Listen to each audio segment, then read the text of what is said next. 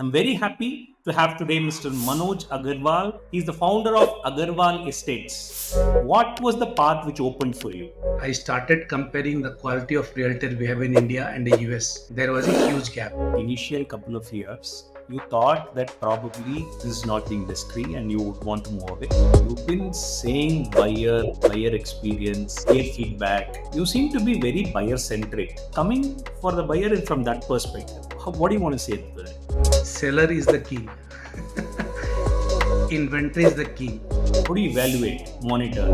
Customer testimony is the ultimate proof. Where do you think he should start? What is the average income he will be able to earn? How is the personal and professional life balance for him? One key skill required is subject matter expertise. What is it that he could basically be able to make in his first year? Or There is a huge potential now basically to start their own.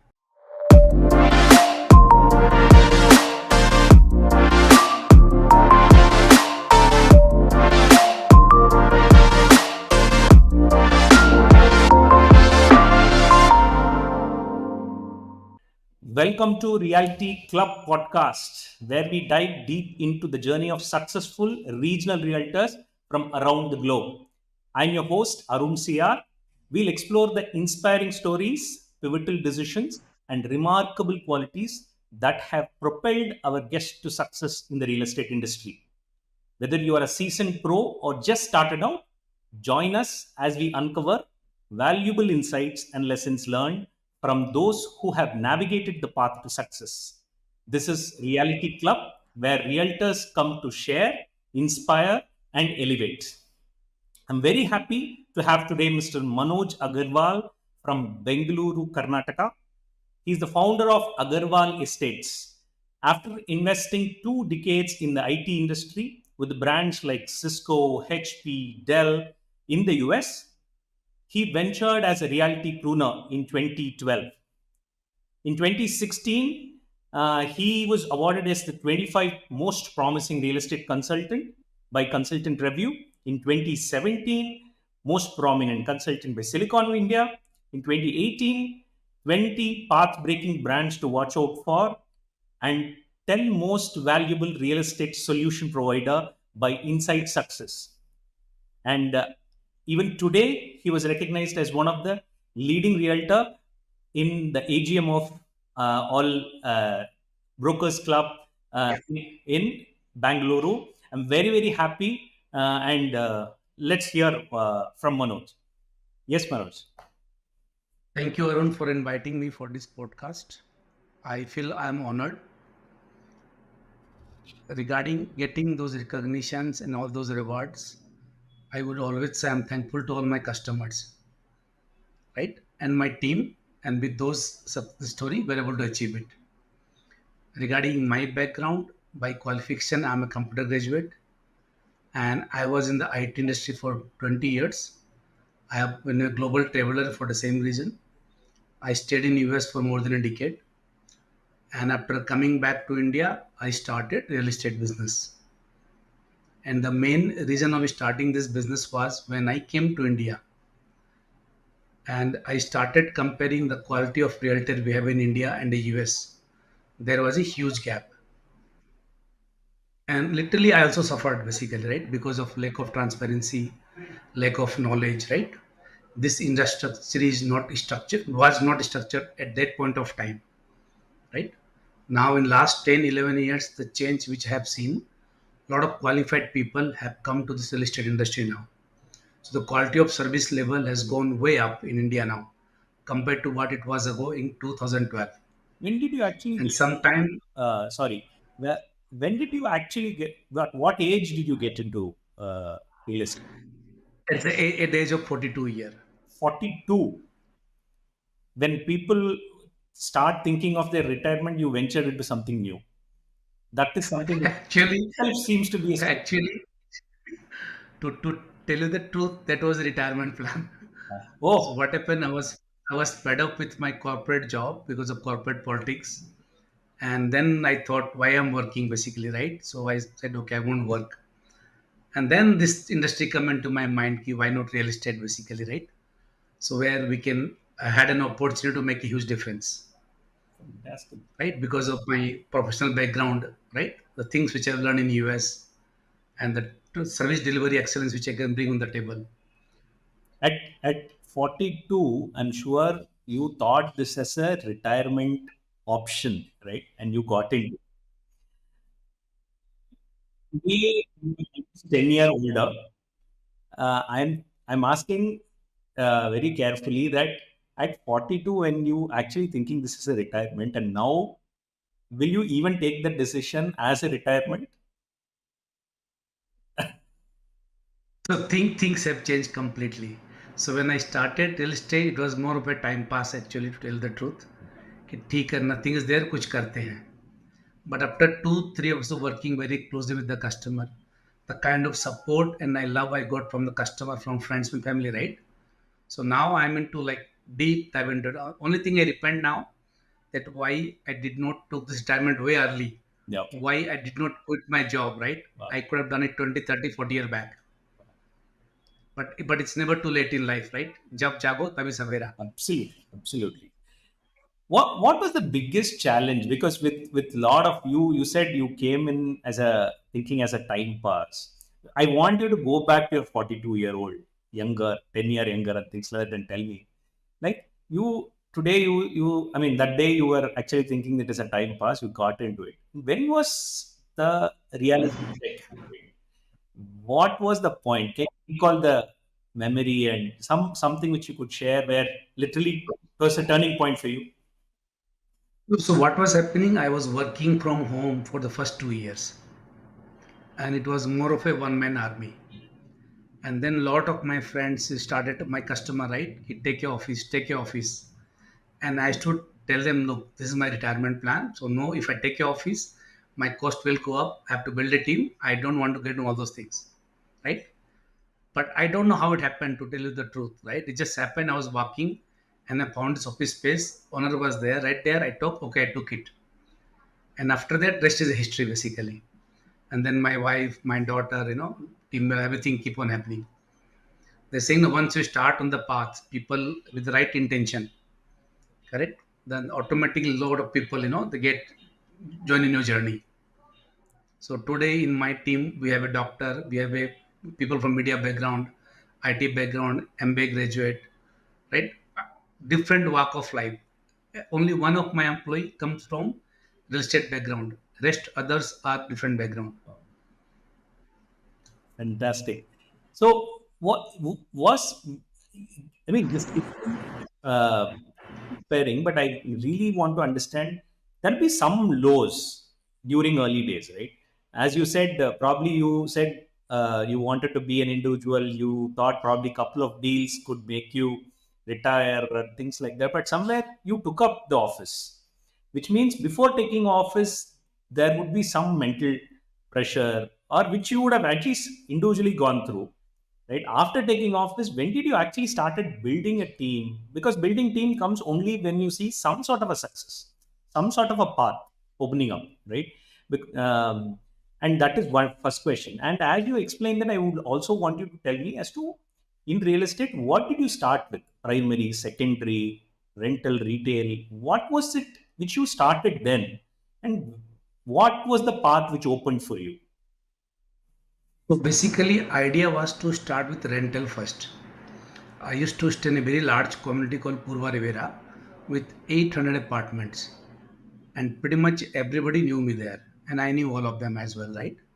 And rental is quick, easy money basically. You can say it, right? घर दिखाओ पैसा कमाओ, correct? You just make a 7 page agreement and you are done. And idea when we started was, if I do 1 or 2 deals per month, that is more than enough basically. I don't want more than that. So I did not start this business to make money. It's more of a time pass, right? But then with rental, I got into property management. The customer will tell me why to manage my property, right? Then one person came, he sell my house. This is how I get into resale market. And then while doing the resale market, the home loan became a challenge. So I got into the home loan. Home loan, okay. And then I realized in those 2 years, when you ask this question, low, right? So I went to extremely low as possible, basically. Mhm. First 2 year was a lot of struggle, right? So the issue was not just me actually. it's the entire ecosystem. So before coming to this field, there was a perception that real estate brokers are chore or goons, whatever it is, right? And my thought was, is I'm an honest man, I'll make a name for myself. But after coming to the industry, I realized actually we are not that bad. My community is good. The entire ecosystem is at fault actually, right?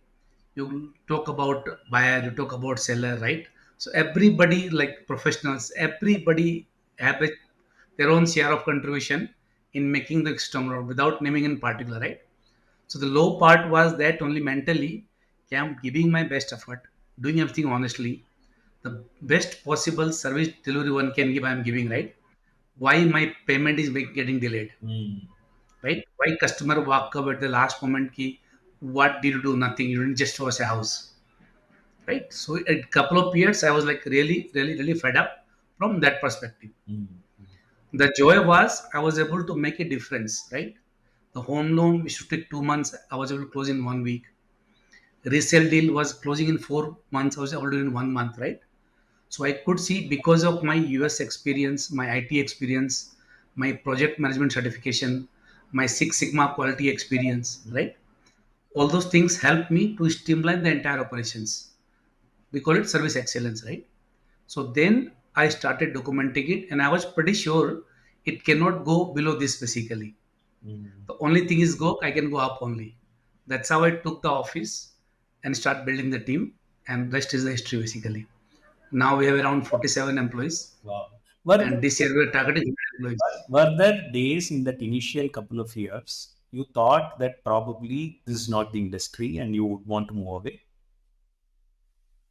I never thought I'll move out of it. I never thought I'm not a giver. I don't give up. My thing is if I've taken a task, I'll fix it. Right? Idea was not to expand, only within small sector, just stay there, right? But later on I found the problem so big, so was the opportunity. And what happens actually in those 2 years, my cook become my right hand man basically. Your cook. And then when I yes. Okay.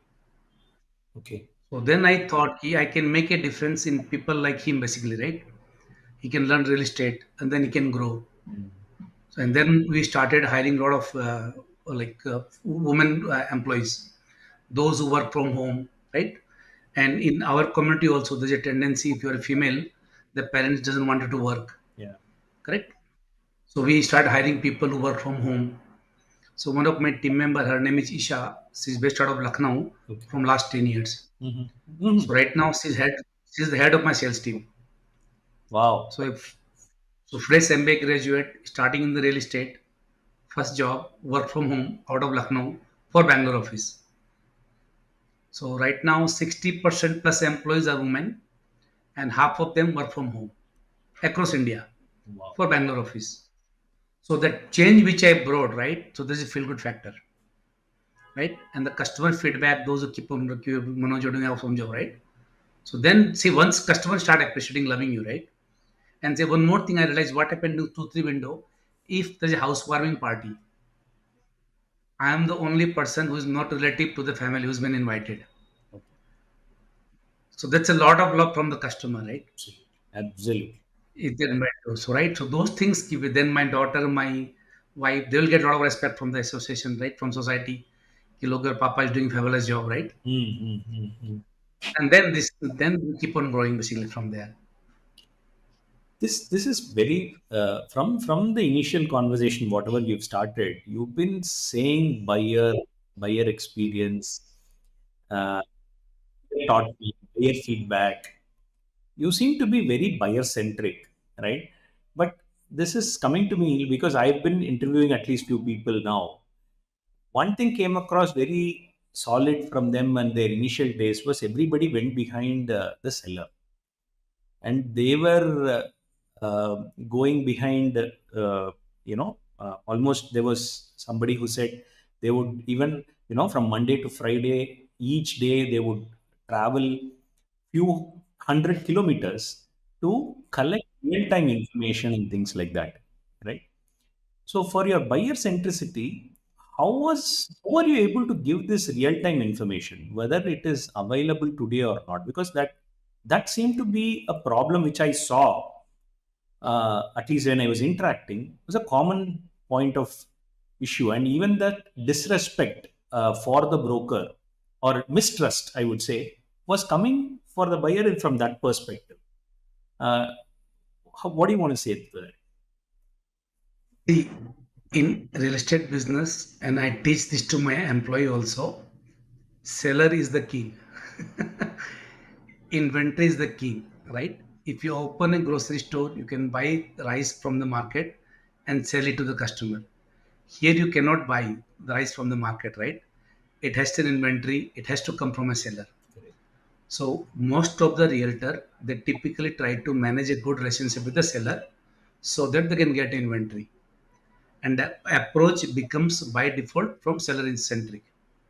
You try to please the seller, correct? In my mind, in my opinion, buyer is the one who's actually paying the money, right? So buyer is the real customer, correct? Buyer will stay in that house for the rest of his life. Buyer is investing his lifelong earning, right, in this house, correct? His family, wife, kids, everything is related to the home only. They sing a roti, kapda, or makan, Correct. जीवन के तीन निशान, right? So this is his fundamental this thing, correct? So anything, if I start supporting the seller, then I have to ignore the buyer, right? So initial 2 year, definitely it hit my business because my approach was buyer centric, right? Lot of seller they may not want to work with me, correct? But some seller will value that part also, right? My work ethics, right? I'm trying to be fair. So those seller will connect with me emotionally. Trust part is now there, right? Now coming from IT background, coming back from US, coming back from company like Cisco, right? The initial challenge which most of the realtor have the establishing trust between the agents and the customer. Mm-hmm. So because of my background, that helped me to establish that trust on the first call itself. Second thing, in the place where I stay in Purva Rivera, so I was very active socially. Mm-hmm. I always tell my team member also nowadays in my family before business also, network is net worth. Yeah, yeah, The number of people you know, number of people you manage relationship, that is the only earning you count in your life. Everything else will come and go, right? When you die, when the last one come in, how many people shows up behind you? That's your real learning.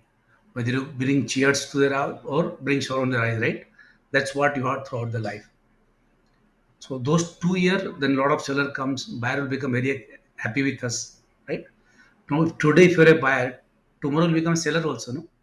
correct, Correct. correct. And you have a friend. So that's how the business keep on growing basically. And now regarding coming the challenge which most of the realtor have, right? Regarding maintaining the information from the seller, right? Real time information, whether inventory is available or not, Correct. what challenge you have, right? So coming back from again IT background and project management study, right? When I meet the seller for the first time, I'll ask them a series of 20 questions. Same question I'll ask the buyer. I want to set different questions. And then I'll match whether this property will match with this guy or not, right? If I already have a buyer ready looking for the property, I'll tell the seller, look, I'll close in 3 days, Mm-hmm. right? And I'll put my money behind it. I know the market rate, I have the expertise, I know the buyer, right? And before that, what I learned in US also, before you buy the house, they get your home loan pre-approved. Same thing we start in India also. When the buyer come to me, I'll get the loan pre-approval, right? If it matches price, I'll commit to the seller. Look, give me 3 days, I'll get you a buyer. So this is how the story started building basically. The frustration part, which I shared initially, right? After doing so much, when you don't get paid, right? Yeah, exactly. This is where the live blow thing happened basically. But yeah, but those are the old days now. So now I know basically, right, what to do, what not to do. Initially, any business when you start, you lose money, but that's okay. Okay. I've recovered all those. Yeah. So you do primary also or only secondary? No, we do primary also. So the mostly it's property management and secondary sale. Primary we do selectively with very good builder, very good location and market price. We don't run behind only for the primary market. Just because I can make money out of it, we don't actually. So we filter most of So those you business projects. because to be buyer centric, you take primary also, right? To give them options. Understood. Fantastic. So I heard that. I mean, you are telling me that there are 47 people and different walks of life they've come into this, right? So you have really learned from a direct experience, right? You went in there, you did everything by yourself, right? But how did you actually? What gave you confidence to build a team? Because building a team and implementing certain processes so that there is more Manoj your buyers could see, right? Whoever is interacting with your team should feel the same pulse, right? So how did you actually start that? Because I saw that you are already ISO certified with your experience and processes. So I think this is more a relevant question in that line. Basically, when after a couple of years, right, when I thought of building a team, what I also realized, right, I have to get involved with each and every customer for each and every deal, right? 24 by 7, I'm either on the phone or on my laptop because there is no documentation, no knowledge base in this industry. So I start writing books. I start writing each and every steps, dependency chart, right? Customer kind of question customer ask, FAQ, sales process flow, right? If you go to our website agarwalestates.com, we have put a lot of documents on the resources page. So a customer when comes on board, he does not know what are the different steps involved, how much money required, right? So we have documented all those things. Once the knowledge base was documented, then we started working on the checklist and processes. And then I start teaching the team basically, look, you have to follow this process. So I don't give sales target to my employees. What I tell them, you follow the process, you follow the checklist. If deal happens, excellent. If it doesn't happen, no problem, I'm responsible for it. But luckily what I found, people who have not been closing deals, so typically they won't follow the process. Mhm.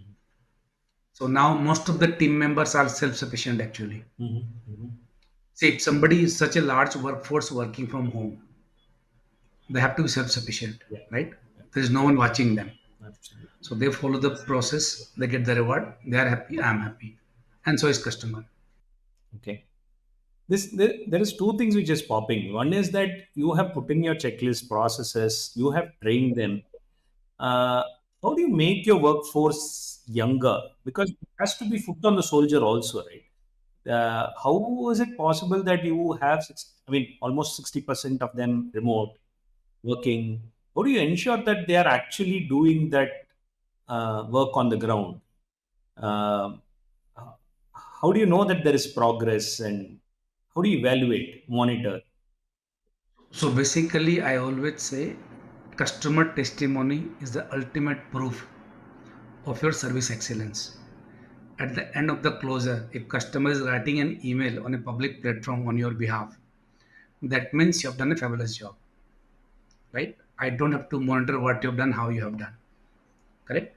After closure of each and every deal, I used to call the customer to ask for feedback. So one customer will give me feedback. That feedback will help me to further refine the process. Second, customer feedback will also help to improve the skill set of my employees as well. Right? I always say customer feedback is the best love, and that's how we keep on updating our database, our knowledge base, documentation part, and training the team member. And one thing which we do, like in every weekly meeting, right? Each member will share one of the mistakes they have done in last 1 week. Mm. So typically what happens, we try to shy away from the mistakes which you make, right? We try to cover it up. If I come to the meeting and I say, look, मैंने गलती किया, right? But everybody goes mind, if I, as an MD, I can make mistakes, so they do it, right? And once they share the mistake, others will also learn out of it. After a couple of meetings, the new employee comes on board, right? He does not feel shy of sharing his mistakes. Now the mindset becomes, with his mistakes, others are learning, right? The besides customer testimony, I don't have another measure actually to measure, how well they have done. Absolutely. Fantastic. So if if a youngster who's trying to become self-employed or become an entrepreneur in real estate today, right? Um Normally, I ask every realtor that if at all, if you see a 25-year-old of yourself, what would you advise? But unfortunately, I can't ask that because you got into, at 42, right? So I'm just asking, if what if a 25-year-old or a 30-year-old who's thinking of real estate as a career, what do you think? Where do you think he should start? One and two, what is the average income he will be able to earn? And three, how is the personal and professional life balance for him? How is his early days of effort going to be? So all these things are the broader mindsets of youngsters today who wants to venture in. See, to do any business, not just real estate, right? One key skill required is subject matter expertise, right? You have to have it. There's no if and but, correct? Now, just because you have a subject matter expertise does not mean customer will come and buy for it from you, right? The customer will come and buy for you, one, if they like you or if they trust you. And if you are both likable and trustworthy, right? With subject matter expertise, that customer will stay with you lifelong. Correct? So it's very, very important first to build a knowledge base. Second, learn how to be likable and how to be trustworthy. Now, to be likable and trustworthy, you have to have a skill: one, empathy; second, communication skill. Communication skill is highly underrated. Mm. I always say if I have to pick up one skill in the life, in the world, and this I tell it to my daughter also, communication is the key. Mm. If you can pick up this skill, all other skills will become very, very easy for you Mm. to pick up and make an impact in the society where you live in, basically. Absolutely. So, to summarize, subject matter expertise, communication skill, and be likable and trustworthy. Those three must. And now, to have the business, you have to do networking. Okay. So, network is net worth. Okay. So, how much one can earn as soon as they come? I mean, because when they come in, they think of first survival, right? Everybody goes through survival, sustenance, and then only scale, right? So, survival mode. So, what is it that he could basically be able to make in his first year or so? If he's really following what you've spoken about, right? Subject matters expertise. See, in anybody who has the domain expertise or 4 or 5 year of experience in real estate, right? He can easily close one or two rental deals per month. That one or two rental deals, the city where you live in, right, is good enough for you to meet your expenses. You may not be able to earn as much as you are getting in your job as an employee incentive, but for next 6 months, you can easily live on that money. But before you quit your job, I always say at least you should have 6 months of bank balance where you can survive. Absolutely. Correct? So always six. One thing I always advise, don't spend too much on marketing initially. Don't go for a hi-fi office. Don't show off, basically, right? So just learn the basics. Start something which is give you the right. Once you have the neck of the rental market, something easy, low-hanging fruit, right? On that, you build resale market or primary market. The issue with the both primary secondary, it takes 6 month long cycle. Mm. But once you hit that 6 month to a long cycle, right? Then you can keep on getting rewarded month after month, right? And you can start building on the network and the deal which already gone through. So the struggle, I would say 6 months to 1 year in general. Understood. And then money wise, see, if you look at the forecast by most of the pundits in real estate, right? By 2030, we are projecting what $1 trillion economy coming only from real estate, Mm. right? The price of the property has gone up Bangalore. Like average very good society, 3 BHK is minimum 2 crore rupees. If you get 2% brokerage becomes 4 lakh rupees, Mm. right? So there's a huge potential now basically to start their own. And a lot of those things are now online. Right? Lot of real estate people have become coach, mentor as well, right? So they can acquire domain expertise as well. They have the technology platform, and they can from day one they can make money actually. How important it is to brand yourself in this process when you start? The most important, the most important thing is to how do you brand yourself. If you can come across as a trustworthy person, right? That's it. In this current space, right? There's a perception, right, that the broker will cheat me, correct? And if you can keep that confidence to the customer, then see, brand is what your own identity basically, right? Your identity should be yes, I'm likable or I have made myself trustworthy. Once you have that part, a lot of things customers themselves can figure it out regarding subject matter expertise. So that you can acquire later also, and you can learn on the job, right? But trust is who you are actually, integrity. It cannot be taught. If you are, you are. If you're not, if you're not, basically. So So first, branding, is a very, very key role, basically. okay. So, assuming you are in today's world of social media, right? So youngsters who are coming in probably knows better than any of us in terms of Instagram, YouTube, their, yeah. So, how is that is changing in the processes what you spoke about in terms of personal branding, in terms of reaching customer experience, giving them experience, because today buyers are also invariably I mean are millennials, right? I mean the buyers age is also coming down, right? So how do we catch up to that? How did you do it? uh, right, what was last, at least after COVID or during COVID, was there any digitization which you got into? I mean, I saw your YouTube, you have videos, and you're also actively present in the social media. Your LinkedIn profile seems to have close to 13,000 followers. So how did these things changing your options vis-a-vis when you started? So actually, when I started, I did not spend any money on marketing, whether print media or digital media. It was all through word of mouth, customer referral. But with that approach, the growth is limited, right? And this change happened when my daughter joined my business 4 years ago. Okay. So she's the one basically who started doing building a website, Instagram, YouTube, and all those things, right? Okay. I'm still, even though I come from IT background, Understood. mind wise, still it's old school, right? Sure. So we believe in friendship, referral, relative, all those kind of stuff. No. So, but what I realized in last 3 4 years after working with my daughter, right? If you want to build a business, you cannot ignore social media today. Social media has become the integral part of each and every individual's. The amount of time we spend on social media, right? You cannot, and the future is going to keep on growing up. The cheapest and best way to build a brand today is social media. So to answer your earlier question, right? If you're 25-year-old, even if you don't have much money in your pocket, right?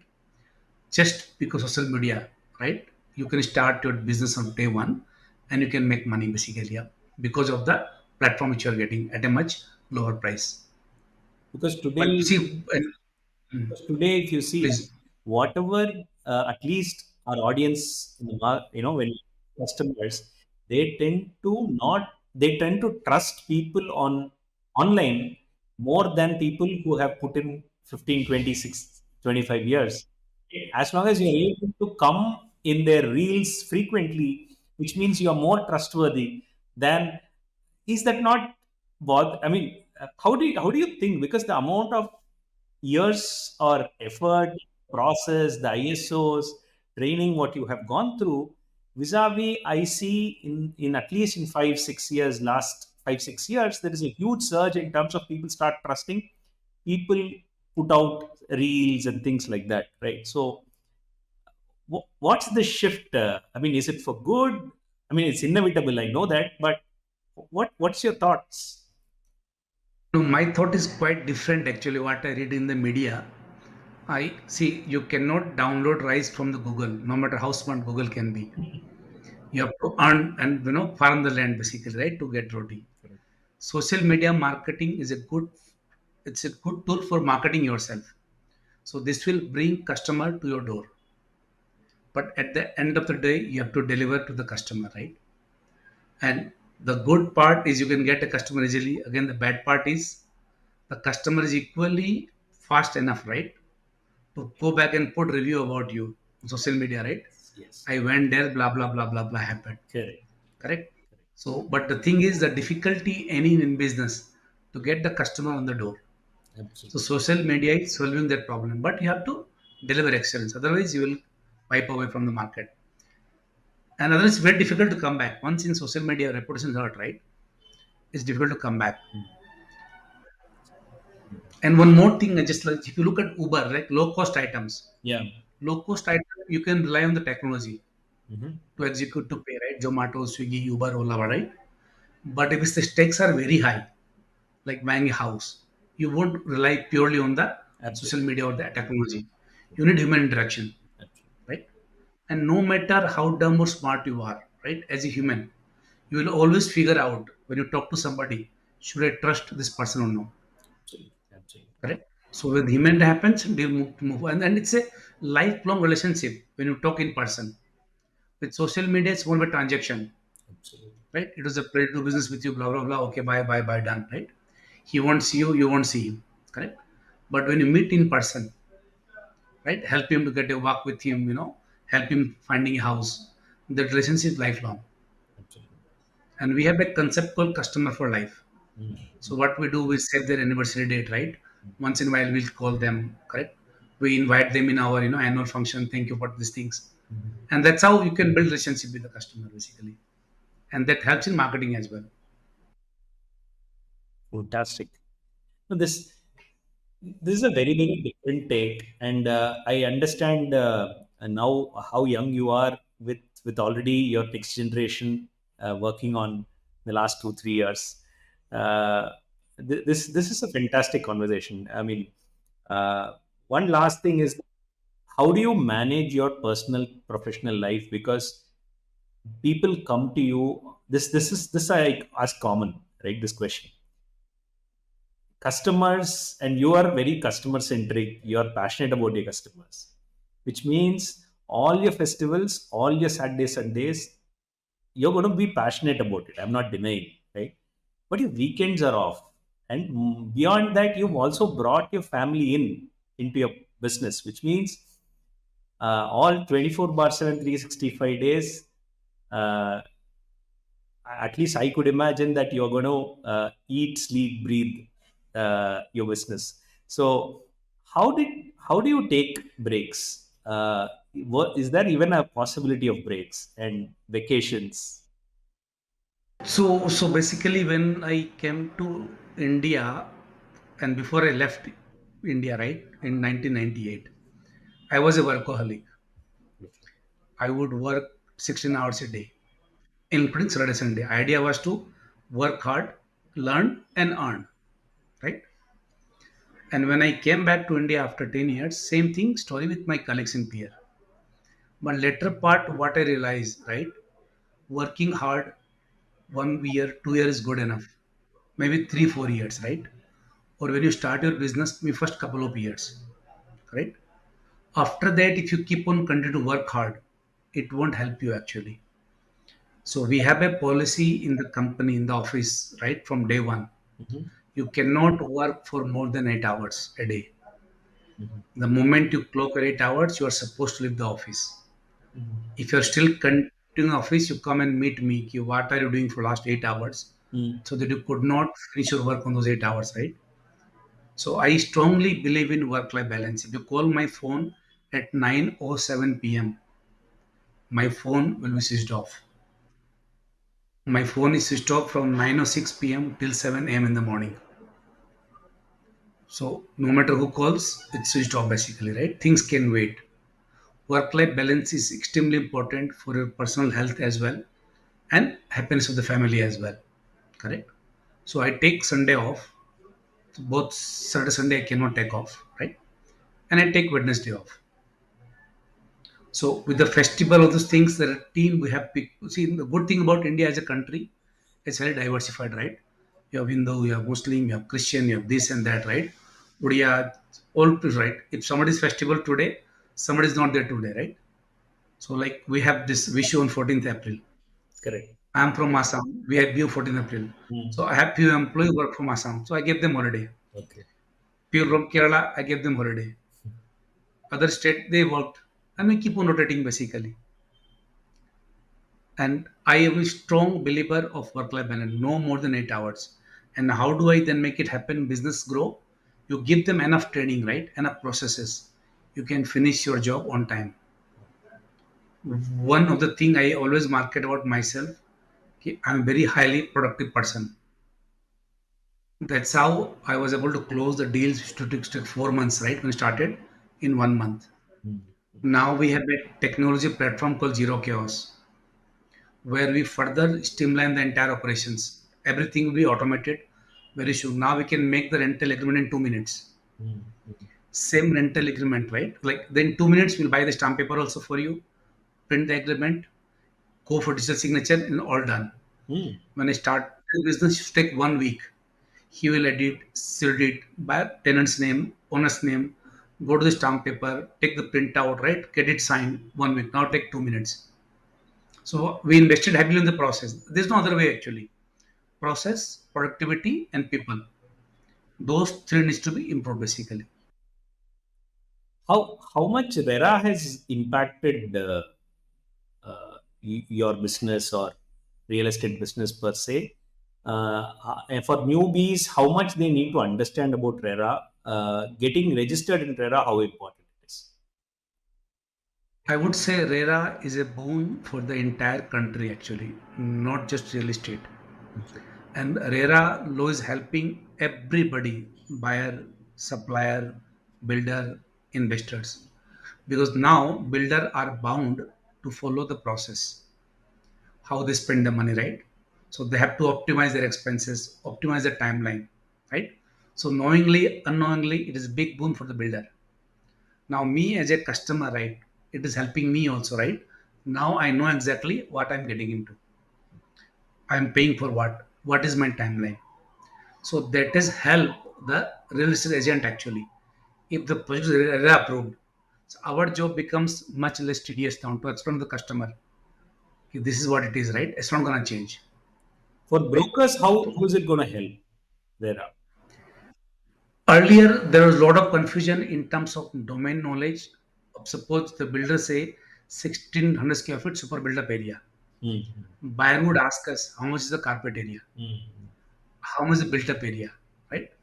What the legal approval, how much timeline will take, will if the project get delayed, correct?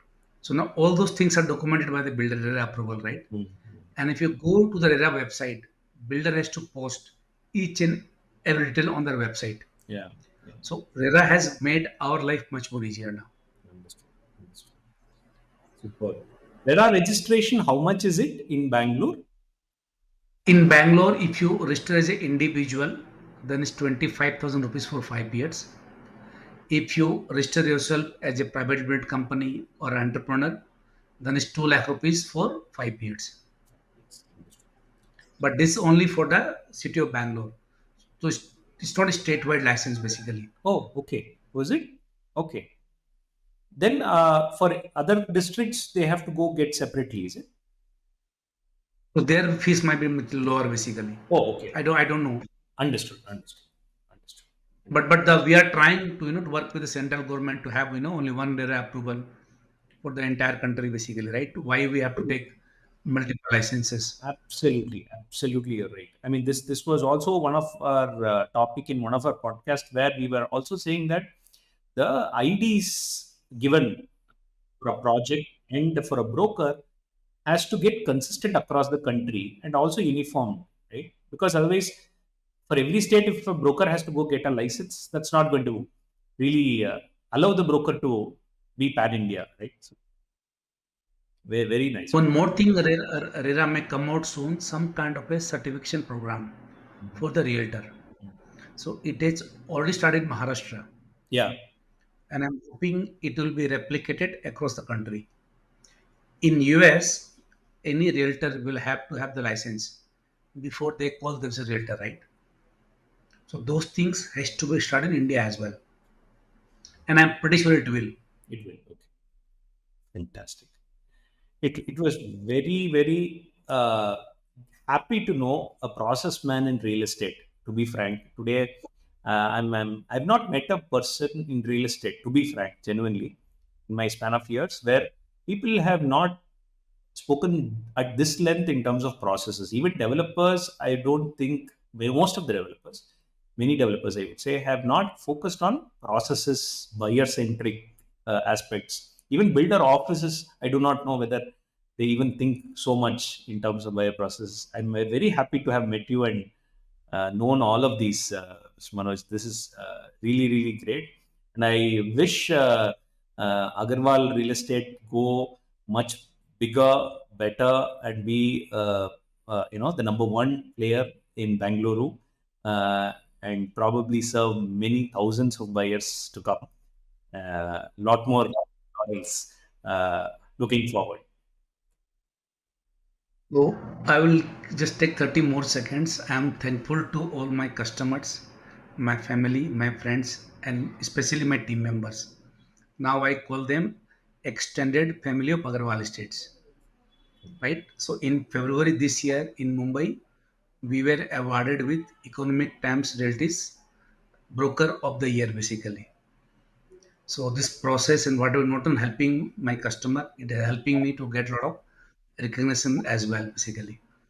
So to summarize, if you can train the team, this is the only effort required to grow the business in India.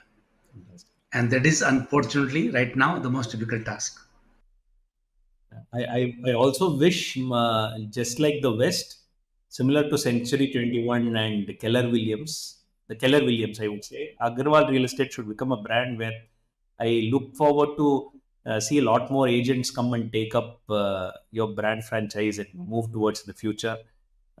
Because the processes and the investments what you've done could lead you there. That's what I could see. Yes, it's we are going in the direction actually. So very soon you will have see our offices coming up in Hyderabad, in Chennai, in Delhi. We are talking with many individuals, so it will take some time, but yes, Fantastic. we are going in that direction. Fantastic. Thank you so much, Arun. Great, great, great. Thank you so much for joining. Very nice, I Thank you. would say. Thank you so much. Thank you so much. Yeah, it was nice to talk to you as well. Same here. Thanks.